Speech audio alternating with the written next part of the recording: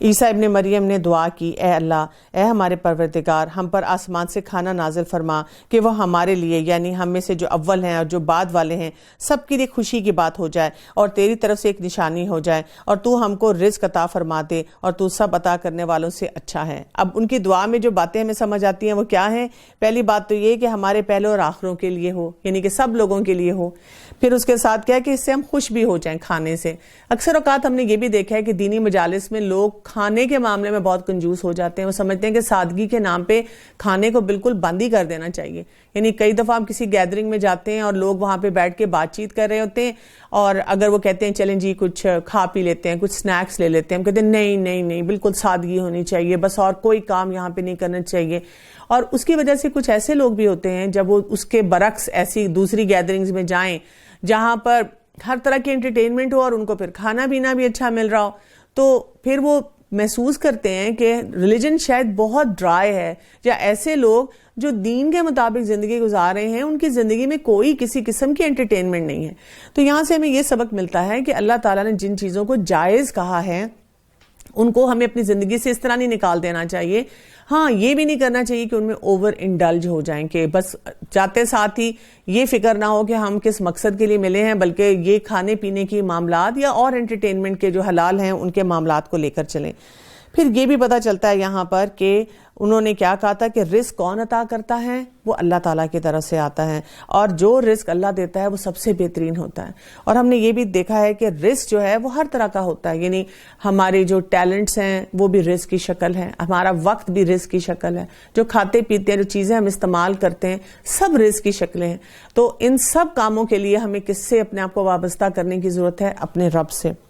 حق تعالیٰ نے ارشاد فرمایا کہ میں وہ کھانا تم پر نازل کرنے والا ہوں، پھر جو شخص تم میں سے اس کے بعد کفر کرے گا تو میں اس کو ایسی سزا دوں گا کہ وہ سزا دنیا جہان والوں میں سے کسی کو نہ دوں گا۔ اب یہاں پہ بھی یہ بات ہمیں سمجھ آ جانی چاہیے کہ کئی دفعہ جب اللہ تعالیٰ سے ہم کوئی دعائیں مانگتے ہیں، ہمیں یہ دے دے یہ دے دے، تو وہاں پر اور یہ بھی ساتھ فیصلے کر رہے ہوتے ہیں کہ اس کو میں نے ایسے ہی استعمال کرنا ہے، اللہ تعالیٰ بس میں یہ بھی کروں گا، میں وہ بھی کروں گا۔ اللہ سبحانہ و تعالیٰ تو دینے والا ہے، وہ دے دیتا ہے کیونکہ وہ الرازق ہے، اور جب وہ دیتا ہے تو پھر اب ہمارے پر بہت بڑی رسپانسبلٹی آ جاتی ہے کہ جو ہم نے مانگا تھا اب ہم اس کو استعمال کیسے کرتے ہیں۔ کیونکہ کئی دفعہ ہماری زندگی میں مسائل اسی وجہ سے آتے ہیں، جھٹکے ہمیں اسی وجہ سے لگنا شروع ہو جاتے ہیں کہ جو ہم نے اپنے رب سے وعدے کیے ہوتے ہیں اس کو ہم اس طرح سے پورا نہیں کر رہے ہوتے، اور اس سے یہ بھی سمجھ آتی ہے کہ ہم نے اپنے وعدے بھی سوچ سمجھ کے کرنے ہیں۔ اور وہ وقت بھی قابل ذکر ہے جب اللہ فرمائے گا کہ اے عیسیٰ ابن مریم، کیا تم نے ان لوگوں سے کہا تھا کہ مجھے اور میری ماں کو بھی اللہ کے علاوہ معبود قرار دے دو؟ عیسیٰ علیہ السلام عرض کریں گے کہ تو پاک ہے، مجھے کسی طرح لائق نہ تھا کہ میں ایسی بات کہتا جس کے کہنے کا مجھے کوئی حق نہیں، اگر میں نے کہا ہوگا تو تجھے اس کا علم ہوگا، تو میرے دل کے اندر کی بات بھی جانتا ہے، اور جو کچھ تیرے نفس میں ہے میں اس کو نہیں جانتا، تمام غیبوں کا جاننے والا تو ہی ہے۔ میں نے تو ان سے اور کچھ نہیں کہا مگر صرف وہی جو تو نے مجھے حکم دیا تھا کہ تم اللہ کی بندگی کرو، اور جو میرا رب بھی ہے اور جو تمہارا رب بھی ہے، میں اس پر گواہ رہا جب تک ان میں رہا، پھر جب تو نے مجھے اٹھا لیا تو تو ہی ان پر نگران تھا، اور تو ہر چیز کی پوری خبر رکھتا ہے۔ یعنی اس سے ہمیں یہ بھی پتہ چلتا ہے کہ انبیاء کو بھی اتنا ہی علم تھا جب تک کہ وہ اس دنیا میں موجود تھے۔ ان کے پاس کوئی سورس نہیں ہے کہ وہ خود سے ہر بات جان سکیں غیب کی، کیونکہ یہ تو جو صفت ہے یہ اللہ تعالیٰ کے ساتھ ہم منسوب کرتے ہیں کہ ہمارا رب ہی ہے جو کہ ہر طرح کا علم رکھتا ہے، اور اگر تو ان کو سزا دے تو وہ تیرے بندے ہیں، اور اگر تو ان کو معاف کر دے تو تو زبردست اور حکمت والا ہے۔ اس کے بارے میں ہم دیکھتے ہیں کہ یہ آتا ہے ان تعذبہم فإنہم عبادک وإن تغفر لہم فإنک انت العزیز الحکیم۔ ابو ذر رضی اللہ عنہ فرماتے ہیں کہ ایک رات رسول اللہ صلی اللہ علیہ وسلم نے عشاء کی نماز پڑھی اور فرض کے بعد دیکھا کہ صحابہ نماز میں مشغول ہیں، تو آپ صلی اللہ علیہ وآلہ وسلم اپنے خیمے کی طرف چلے گئے۔ جب جگہ خالی ہو گئی اور صحابہ چلے گئے تو آپ صلی اللہ علیہ وسلم واپس تشریف لائے اور نماز میں کھڑے ہو گئے، اور وہ کہتے ہیں کہ میں بھی آ گیا اور آپ صلی اللہ علیہ وسلم کے پیچھے کھڑا ہو گیا، اور آپ نے اپنی دائیں طرف کھڑا ہونے کا مجھے اشارہ کیا، میں دائیں جانب آ گیا، پھر ابن مسعود رضی اللہ عنہ آئے اور آپ کے پیچھے کھڑے ہو گئے، اور آپ نے اپنے بائیں طرف کھڑے ہونے کا اشارہ کیا، چنانچہ وہ بائیں جانب آ کر کھڑے ہو گئے۔ پھر اب ہم تینوں نے اپنی نماز پڑھی، الگ الگ تلاوت قرآن اپنی نماز میں کر رہے تھے، اور رسول اللہ صلی اللہ علیہ وسلم کی زبان مبارک پر ایک ہی آیت تھی جو بار بار پڑھ رہے تھے۔ جب صبح ہوئی تو میں نے ابن مسعود سے کہا، ذرا رسول اللہ صلی اللہ علیہ وسلم سے دریافت تو کرو کہ رات کی ایک ہی آیت کے پڑھنے کی کیا وجہ تھی۔ انہوں نے کہا کہ اگر رسول اللہ صلی اللہ علیہ وسلم خود فرمائیں تو اور بات ہے، ورنہ میں ان سے اس طرح خود نہ پوچھوں گا۔ اب میں نے خود ہی جرت کر کے آپ سے دریافت کیا کہ میرے ماں باپ آپ پر فدا ہوں، ساری قرآن تو آپ پر اترا ہے اور آپ کے سینے میں ہے، پھر آپ نے ایک ہی آیت میں ساری رات کیسے گزاری؟ اور اگر کوئی اور ایسا کرتا تو ہمیں بہت برا معلوم ہوتا۔ تو آپ صلی اللہ علیہ وسلم نے فرمایا، میں اپنی امت کے لیے دعا کر رہا تھا۔ میں نے پوچھا کہ پھر کیا جواب ملا؟ آپ صلی اللہ علیہ وسلم نے فرمایا، اتنا اچھا، اتنا پیارا، اس قدر آسانی والا کہ اگر عام لوگ سن لیں تو ڈر ہے کہ کہیں نماز بھی نہ چھوڑ بیٹھیں۔ میں نے کہا، مجھے اجازت ہے کہ میں لوگوں میں خوشخبری پہنچاؤں؟ آپ نے اجازت دے دی۔ میں ابھی کچھ دور ہی گیا تھا کہ عمر رضی اللہ عنہ نے کہا، یا رسول اللہ صلی اللہ علیہ وسلم، اگر یہ خبر آپ نے عام طور پر کرا دی تو ڈر ہے کہ کہیں لوگ عبادت سے بے پرواہ نہ ہو جائیں، اور تو آپ نے آواز دی کہ لوٹ آؤ، چنانچہ وہ لوٹ آئے۔ لیکن یہاں سے ہمیں بہت سے اسباق ملتے ہیں اس واقعے سے۔ پہلی بات تو ڈسپلن نماز کا، کیسے کھڑے ہونا ہے، کیسے نہیں ہونا۔ دوسری بات ہمیں یہ پتہ چلتی ہے کہ ایک ہی آیت کو بار بار پڑھنا جس کا آپ پہ اثر ہوتا ہے، یعنی اللہ تعالیٰ سے جو آپ اپنا کنیکشن بناتے ہیں۔ جیسے ہم دیکھتے ہیں کہ آج کے دور میں بھی لوگ اس کو کہتے ہیں بروکن ریکرڈ ٹیکنیک۔ بچے بھی جب آپ سے ضد کرتے ہیں نا، مائیں کہتی ہیں کہ مجھ سے برداشت نہیں ہوتا، جان کے پیچھے ہو جاتے ہیں، اتنی ضد کرتے ہیں، دینا ہی پڑتا ہے۔ تو اللہ سبحانہ تعالیٰ کے آگے بھی ہم عاجزی اور انکساری کے ساتھ اگر ایک ہی بات بار بار پیش کرتے ہیں تو ہمارا رب بھی دعاؤں کا سننے والا ہے۔ پھر ہمیں یہ بھی پتہ چلتا ہے یعنی کہ جس طرح سے وہ بات آپس میں کر رہے ہیں تو ان صحابہ کی لرننگ کا سٹائل کیا تھا، یعنی کہ وہ اس بات سے سیکھنا چاہ رہے تھے، ان کے اندر یہ جستجو تھی۔ جیسے آج کل کے بچوں کو ہم دیکھتے ہیں سوشل میڈیا پہ تو ان کو بڑی جستجو ہوتی ہے، بڑا ان کے اندر انکویزیٹیونیس ہوتی ہے، یہ دیکھیں، یہ پتہ چلے، لیکن اماں ابا کیا سکھانے جا رہے ہیں وہاں پر تو ان کا سوئچ آف ہو جاتا ہے، وہ سیکھنا ہی نہیں چاہتے، وہ بات ہی نہیں کرنا چاہتے، اسی لیے پھر آپ کی تھاٹس پروگریسو نہیں ہوتی۔ پھر یہ بھی کہ وہ ادب آداب کہ جب انہوں نے پوچھنا بھی ہے تو کیسے پوچھنا ہے، اور پھر آخر میں یہ بات کہ اگر عام لوگوں نے سن لیا تو وہ نماز نہ ترک کر دیں۔ اور ہم یہ دیکھتے ہی ہیں کہ جنہوں نے نہیں بھی سنا تو وہ بھی یہی کر رہے ہیں، وہ کہتے ہیں ہم تو امتی ہیں، ہمیں کوئی مسئلہ نہیں ہے، ہم نے سیدھے سیدھے جنت میں چلے جانا ہے۔ لیکن وہ قرآن پاک کی جو ساری وارننگز بھی ہیں، خوشخبریاں بھی ہیں، ان کے ساتھ جو کنڈیشنز ہیں ان کو پڑھنا بھول جاتے ہیں۔ تو ہم نے جب بھی ایسے احکامات کو پڑھنا ہے اور سمجھنا ہے تو کلی طور پہ تمام قرآن کو دیکھنا ہے، اسی طرح سے تمام احادیث کا مطالعہ کرنا ہے، اس کے بعد دیکھنا ہے، کیونکہ یہ آپ پک اینڈ چوز نہیں کر سکتے۔ آپ نے ایک حدیث پڑھی اور اس کے بعد آپ نے کہا میں کچھ کروں نہ کروں اللہ نے تو مجھے معاف کر دیا ہے، ہمیں عذاب نہیں ہوگا۔ یہاں سے ہمیں ایک اور بات بھی پتہ چلتی ہے کہ ہمارے پیارے نبی صلی اللہ علیہ وسلم کا امت کے لیے درد، اور امت سے میں سوال اٹھاتی ہوں، کیا ہمیں یہ فکر ہے کہ ہم کس طرح سے جو مشن ہمارے پیارے نبی صلی اللہ علیہ وسلم چھوڑ کر گئے ہیں ہمارے لیے، ہم اس پر اپنی ذاتی زندگی میں کتنا عمل کرتے ہیں اور آگے اس کو پھیلانے کے لیے بھی کتنی کوششیں کرتے ہیں۔ اللہ ارشاد فرمائے گا کہ یہ وہ دن ہے کہ جو لوگ سچے تھے ان کا سچ ہونا ان کے کام آئے گا، ان کو ایسے باغ ملیں گے کہ جن کے نیچے نہریں جاری ہوں گی، جن میں وہ ہمیشہ ہمیشہ رہیں گے، اللہ ان سے راضی اور خوش اور وہ اللہ سے راضی اور خوش، اور یہ بہت بڑی کامیابی ہے۔ ذالک الفوز العظیم، للہ ملک السماوات والارض وما فیہن وہو علی کل شیء قدیر، اللہ ہی کے لیے ہے سلطنت آسمانوں کی اور زمین کی اور ان چیزوں کی جو ان میں موجود ہیں،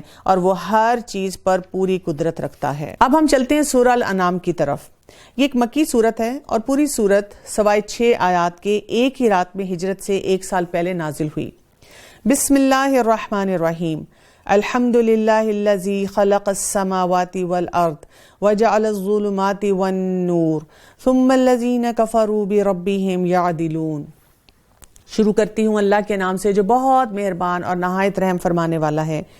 تمام تعریفیں اللہ ہی کے لائق ہیں جس نے آسمانوں کو اور زمین کو پیدا کیا اور تاریکیوں اور نور کو بنایا، پھر بھی کافر لوگ اپنے رب کے برابر قرار دیتے ہیں۔ وہ ایسا ہے جس نے تم کو مٹی سے بنایا، پھر ایک وقت معین کیا اور دوسرا معین وقت خاص اللہ ہی کے قریب ہے، پھر بھی تم شک رکھتے ہو۔ وہی معبود حق ہے آسمانوں میں اور زمین میں، وہ تمہارے پوشیدہ اور تمہارے ظاہر احوال کو جانتا ہے، اور تم جو کچھ عمل کرتے ہو وہ اس کو بھی جانتا ہے۔ ہم اب دیکھتے ہیں کہ مکی اور مدنی صورتوں کا جو فرق ہے یہ یہاں پر واضح ہوگا، کیونکہ جو صورتیں مکی دور میں نازل ہوئی تھیں اس میں توحید کا پیغام جو تھا وہ بہت زیادہ تھا، اور احکامات ہمیں نظر آتے ہیں جو کہ مدنی صورتوں میں تھے جبکہ ایک اسلامک اسٹیٹ بن چکی تھی۔ ہمارے جیسے لوگوں کے لیے کیا ہے جب ہم ان کی اپلیکیشن کو دیکھیں؟ ہماری زندگی میں بھی کبھی ہم مکی دور میں ہیں اور کبھی مدنی دور میں ہیں،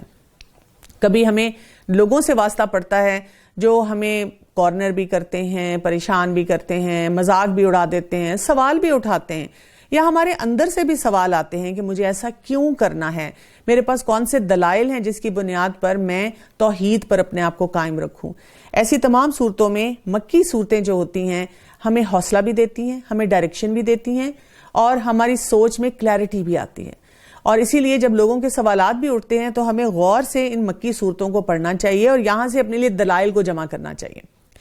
اسی طرح جب ہمیں یہ لگتا ہے کہ ہمیں احکامات کی اپلیکیشن سمجھ نہیں آتی، کس حکم پر کیسے عمل کرنا ہے، تو وہاں پر اب ہم نے مدنی صورتوں کی طرف توجہ دینی ہے۔ تو یوں جب ہم اپنی زندگی میں بلینڈ کرتے ہوئے پڑھیں گے، کبھی مکی صورت آ رہی ہے، مدنی صورت آ رہی ہے، اور ان کے بیک گراؤنڈ کو سمجھنے کی کوشش کریں گے اور اس کو اپلائی کریں گے، تو تبھی تو ہمیں یہ لطف آئے گا کہ ہم اپنے رب کے احکامات کو بہترین طور پر اپنے اوپر اپنی زندگی میں لاگو کر سکیں۔ ویسے بھی جب ہم توحید کو سمجھنے کی کوشش کریں، کیونکہ توحید کو سمجھنا جو ہے ہمارے لیے بہت زیادہ ضروری ہے، یعنی یہ پیغام جو شروع ہوا تھا، آپ دیکھیں نا 13 سال جو تھا وہ توحید پر ہی توجہ دی گئی، اللہ تعالیٰ کے جو وجود کا لوگوں کو سکھایا گیا، طریقے بتائے گئے، ان کی آنکھیں کھولی گئی، ان کو یہ بصیرت دی گئی، ان کو یہ ویژن دی گئی۔ تو جو دلائل ہیں اور جو شواہد ہیں یہ اس بات کو ثابت کرتے ہیں کہ جو کائنات میں جو کچھ بھی ہے وہ اپنے آپ سے نہیں ہو رہا، اور پورا نظام جو ہے کوئی ذات ہے جو اس کو لے کر چل رہی ہے، یعنی دنیا کا تخلیق ہونا، پھر ایک بہت آرگنائز طریقے سے سارے سسٹمز کا چلنا، یعنی ہمارے لیے بہت ضروری ہے کہ ہم اللہ تعالیٰ کے وجود کے بارے میں جانیں، اور یہ صورتیں جو ہیں مکی دور کی یہ ہمیں اسی کی طرف اشارہ دیتی ہیں،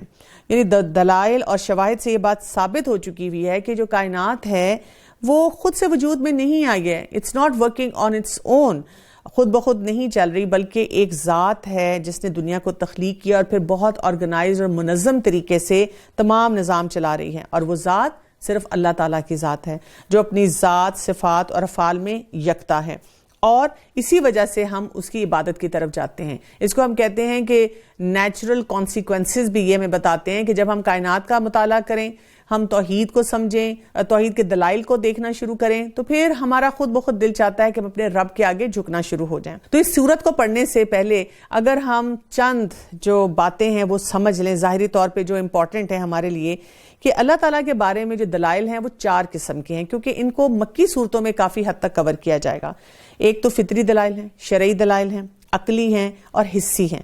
فطری دلائل کا کیا مطلب ہے کہ اللہ تعالیٰ نے ہر چیز کو فطرت پہ پیدا کیا ہے،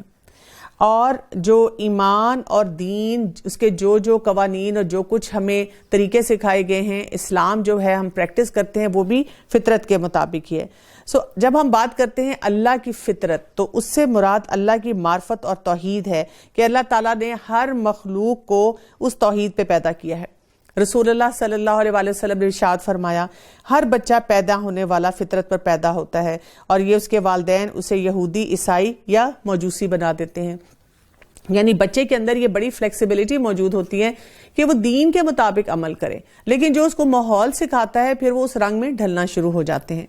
پھر ہمارے پاس شرعی دلائل بھی ہیں، یعنی جو کچھ بھی پیغمبروں نے پہنچایا، پھر الہامی کتب تھیں اس میں جو کچھ بتایا گیا، پھر دنیا اور آخرت کے لیے جو ضابطے دیے گئے، جو قوانین دیے گئے، وہ سب اللہ تعالیٰ نے وہ احکامات جو اللہ تعالیٰ کے ہیں، جیسے نماز ہے، روزہ ہے، حج ہے، زکوٰۃ ہے،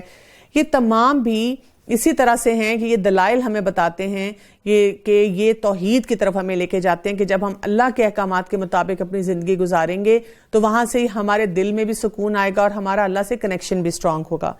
پھر عقلی دلائل بھی اگر ہم دیکھیں، جیسے کائنات میں جو اللہ تعالیٰ کی مخلوق ہے، ہر طرح کی درخت، انسان، حیوان، سمندر، صحرا، اور وہ سب ہمیں بتا رہے ہیں کہ ان کا کوئی خالق ہے، ان کا کوئی پیدا کرنے والا ہے، کوئی چیز بھی اس پرفیکشن سے خود بخود آٹومیٹیکلی جو ہے وہ نہیں ہوگی۔ تو یہ بھی ہمیں سوچنے پہ مجبور کرتے ہیں. اور کتنے لوگوں کو ہم دیکھتے ہیں کہ انہوں نے نیچر کو دیکھ کر ہی وہاں سے وہ اپنے رب تک پہنچے. پھر ہمارے حسی دلائل ہیں، جیسے جب دعا قبول ہوتی ہے تو اس کو ہم کیا نام دیں گے کہ ہم نے دل میں کچھ سوچا اور وہ ہو گیا. اسی طرح سے جب ہم اپنے رب کو پکارتے ہیں اور اس سے گڑ گڑاتے ہیں اس کے آگے، اور وہ تمام معاملات میں ہمیں دل میں بھی سکون محسوس ہوتا ہے اور ہمیں لگتا ہے کہ ہماری کسی غیبی طریقے سے مدد ہو رہی ہے. تو یہ ساری باتیں ہمیں اس چیز کی طرف اشارہ کرتی ہیں کہ ہمارا رب ہے، اور یہ ہمیں توحید کی طرف ہی جو ہے وہ دعوت دیتی ہیں. اسی لیے ہم جتنا زیادہ زمین اور آسمان کے جو سیکرٹس ہیں اور جو کچھ اس کی ڈسکوریز ہیں ان کی طرف غور کرنا شروع کریں تو کائنات کا ذرہ ذرہ، ہماری زمین کا ایک ایک ایٹم جو ہے ہمیں ان عظیم کہکشاؤں کی داستانیں سناتا ہے جو ہمارے رب نے پیدا کی ہیں، اور اس امر کی گواہی دیتا ہے کہ سب کچھ ایک رب نے ہی، ایک خالق نے ہی تخلیق کیا ہے. یعنی آپ دیکھیں کہ رات کے اندھیرے میں جو آنکھ ہے، اگر ہم اس سے آسمان کی طرف دیکھیں تو شاید ہمیں 5000 ستارے نظر آ جائیں. ایک اچھی دوربین سے دیکھیں تو وہیں پر ہمیں کوئی 20 لاکھ سے زیادہ ستارے نظر آئیں. اور اگر آپ کوئی ہبل ٹیلیسکوپ لے آئیں یا بہت اس سے بھی کوئی اچھی جو لیول کی جو آپ کو اتنا دور تک اور اتنی انٹینسٹی سے دکھا دے تو یہاں پر یہ تعداد اربوں میں چلی جاتی ہے. اور پھر یہ کہ یہ ستارے جس رفتار سے چل رہے ہیں، سفر کر رہے ہیں، آپ ان کو بھی دیکھ سکتے ہیں. پھر یہ گیلیکسیز ہیں، یہ کس طرح ان کی موومنٹس لگاتار ہو رہی ہیں. سورج کے بارے میں اگر ہم دیکھیں تو آتا ہے کہ 20 کلومیٹر فی سیکنڈ جو ہے یہ، یعنی 72,000 کلومیٹر فی گھنٹے کی رفتار سے اپنے کہکشاں کے مرکز سے یہ دور ہٹتا چلا جا رہا ہے. اور پھر یہ کہ ہر ستارے کے ساتھ جو ہے اس کے سیارے بھی موجود ہوتے ہیں جو کہ اپنے مدار میں اپنے ایک آربٹ میں گھومتے رہتے ہیں. اور ہم اپنے اگر سورج کو دیکھیں تو زمین سے یہ 12 لاکھ گنا بڑا ہے، اور ہماری زمین سے تقریباً 15 کروڑ کلومیٹر کے فاصلے پر ہے، اور وہ اپنے محور میں 16 کلومیٹر فی گھنٹہ کی رفتار سے گھومتا ہے اور سورج کے گرد 30 کروڑ کلومیٹر کا دائرہ بناتا ہے. اور یہ پورا جو سرکل ہے اس کا 1 سال میں مکمل ہوتا ہے. لیکن آپ دیکھیں کہ یہ جو اتنا آرگنائز سسٹم سال ہر سال سے صدیوں سے چلا آ رہا ہے اور اصول و ضوابط پہ چل رہا ہے، اور جس میں 1 سیکنڈ کا بھی فرق نہیں آتا، تو یہ ہمیں کیا بتاتا ہے؟ یہ ہمیں بتاتا ہے کہ غور و فکر کرو، کہ توحید کے پیغام کی طرف جاؤ، اللہ کے پیغامات کو سمجھنے کی کوشش کرو. تو اس نظر سے جب ہم مکی صورتوں کو پڑھیں گے کہ جہاں پہ جب اللہ تعالیٰ ہمیں کائنات کے نشانیوں کی طرف اشارہ کرتے ہیں، دعوت دیتے ہیں، ان کو دیکھو، ان کو دیکھو، تو ان کو ایکسپلور کریں، ان کے بارے میں اسٹڈی کریں، ان کے بارے میں ریسرچ کریں، اور ان کو پڑھنے کے بعد آپ اپنے دین سے نہ ہٹ جائیں، ایتھیسٹک تھاٹ کی طرف نہ چلے جائیں، بلکہ اپنے رب کے ساتھ اور زیادہ کنیکٹ ہوں. اور ان کے پاس کوئی نشانی بھی ان کے رب کی نشانیوں میں سے نہیں آتی، مگر وہ اس سے اعراض ہی کرتے ہیں. انہوں نے اس سچی کتاب کو بھی جھٹلایا کہ جب وہ ان کے پاس پہنچی سو جلد ہی ان کو اس چیز کی خبر مل جائے گی جس کے ساتھ یہ لوگ مذاق کر رہے ہیں. عبداللہ بن مسعود رضی اللہ عنہ سے روایت ہے کہ وہ فرماتے ہیں کہ میں نے پوچھا، یا رسول اللہ، سب سے بڑا گناہ کیا ہے؟ تو آپ صلی اللہ علیہ وآلہ وسلم نے فرمایا، اللہ کے ساتھ شریک بنانا، حالانکہ اسی اکیلے اللہ نے سب کو پیدا کیا ہے. آپ صلی اللہ علیہ وآلہ وسلم نے فرمایا، اللہ کے دونوں ہاتھ بھرے ہوئے ہوتے ہیں، رات اور دن کا خرچ کرنا اس سے کچھ بھی کم نہیں کرتا. بھلا دیکھو آسمان اور زمین کی پیدائش سے لے کر آج تک وہ کتنا خرچ کر چکا ہے، لیکن اس خرچ نے جو اس کے ہاتھ میں ہے اسے کم نہیں کیا ہے. اسی طرح عبادہ بن صامت رضی اللہ عنہ فرماتے ہیں کہ میں نے رسول اللہ صلی اللہ علیہ وسلم کو یہ کہتے ہوئے سنا کہ آپ صلی اللہ علیہ وآلہ وسلم نے فرمایا، اللہ نے سب سے پہلے جس چیز کو پیدا کیا وہ قلم ہے. پھر قلم سے کہا لکھو. قلم نے پوچھا کیا لکھوں؟ اللہ تعالیٰ نے فرمایا ہر اس چیز کی تقدیر لکھو جو ہو چکی یا قیامت تک ہونے والی ہے. اور اللہ نے سب سے پہلے پھر قلم کو پیدا کیا.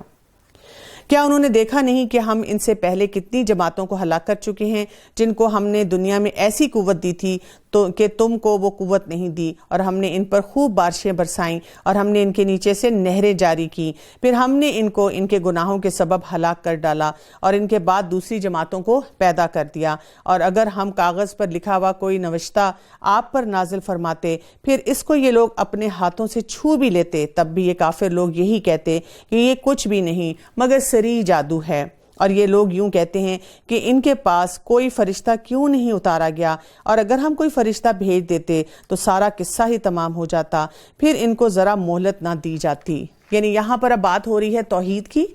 اللہ تعالیٰ کو پہچاننے کی، اللہ تعالیٰ کے انٹروڈکشن کی، اور ساتھ ساتھ لوگوں کے اعتراضات کی۔ تو ہماری سوسائٹی میں بھی یہی ہوتا ہے کہ جب لوگوں کو کہا جاتا ہے کہ ایک اللہ کی طرف آؤ، تو اسی قسم کے ایٹیٹیوڈز ہمیں نظر آتے ہیں۔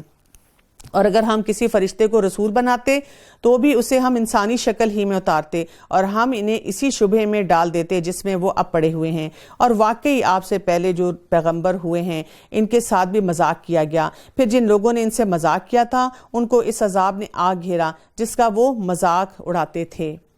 قُلْ سِیرُوا فِی الْأَرْضِ ثُمَّ انظُرُوا کَیْفَ کَانَ عَاقِبَةُ الْمُکَذِّبِینَ، آپ فرما دیجئے کہ ذرا زمین پر چلو پھرو، پھر دیکھ لو کہ جھٹلانے والوں کا کیسا انجام ہوا۔ یہاں پہ کیا دعوت دی جا رہی ہے؟ ایسی جگہوں پہ جانا اور ان کو لوگوں کو دیکھنا، لوگوں کو آبزرو کرنا، ہسٹری کے جو بھی آپ کے سامنے فیکٹس آتے ہیں، جیسے ہمارے پاس کچھ کھنڈرات ہو سکتے ہیں یا ہسٹوریکل سائٹس ہو سکتی ہیں، وہاں پر جا جا کے دیکھنا، وہاں پہ پکنک نہیں منانا۔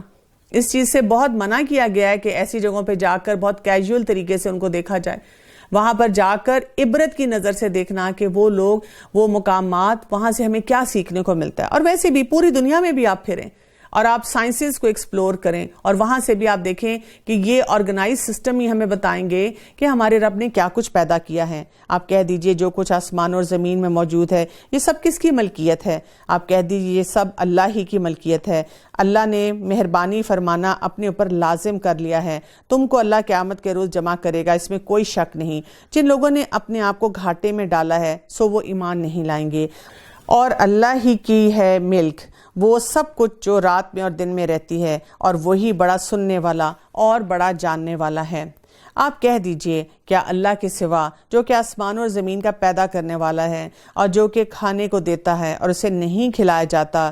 میں کسی اور کو معبود قرار دے دوں؟ آپ کہہ دیجئے کہ مجھ کو یہ حکم ہوا ہے کہ سب سے پہلے میں اسلام قبول کروں اور تو شرک کرنے والوں میں سے ہرگز نہ ہونا۔ آپ کہہ دیجئے کہ اگر میں اپنے رب کا کہنا نہ مانوں تو میں ایک بڑے دن کے عذاب سے ڈرتا ہوں، اور جس شخص سے اس روز وہ عذاب ہٹا دیا جائے گا تو اس پر اللہ نے بڑا رحم کیا، اور یہ صریح کامیابی ہے۔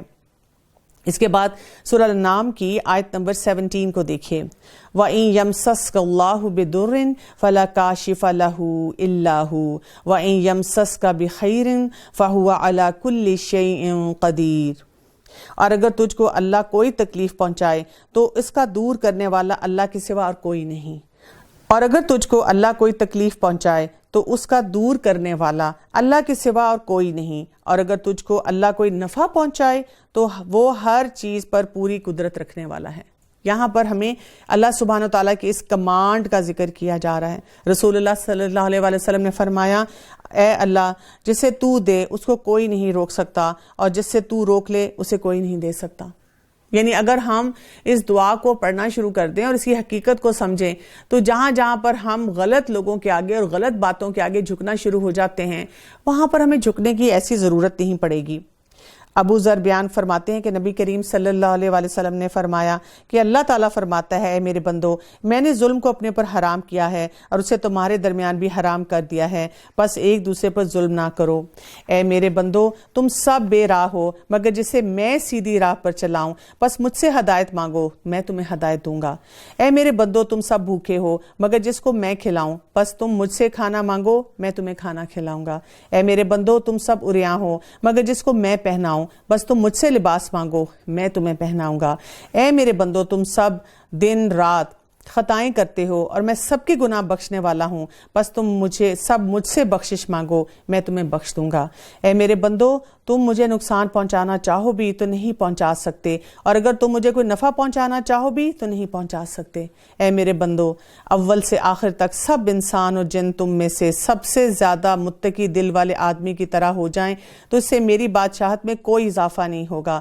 اے میرے بندو، اول سے آخر تک سب انسان اور جن تم میں سے سب سے زیادہ بدکار دل والے کی طرح بن جائیں تو اس سے میری بادشاہت میں کوئی نقص واقع نہیں ہوگا۔ اے میرے بندو، اگر اول سے آخر تک سب انسان اور جن ایک میدان میں جمع ہو جائیں اور مجھ سے اپنی مرادیں مانگیں اور میں ہر ایک کی مرادیں پوری کر دوں تو اس سے میرے خزانوں میں اس سے زیادہ کچھ کم نہیں ہوتا جتنا کہ سوئی کو دریا میں داخل کر کے نکالنے سے دریا کا پانی کم ہوتا ہے۔ اے میرے بندو، یہ تمہارے اعمال ہیں جنہیں میں تمہارے ہی لیے گن گن کر رکھتا ہوں، پھر تمہیں پورا پورا دوں دوں گا. بس جو بھلائی پر پائے وہ اللہ کی حمد و ثنا کرے اور جو اس کے سوا پائے تو وہ اپنے ہی آپ پر ملامت کرے.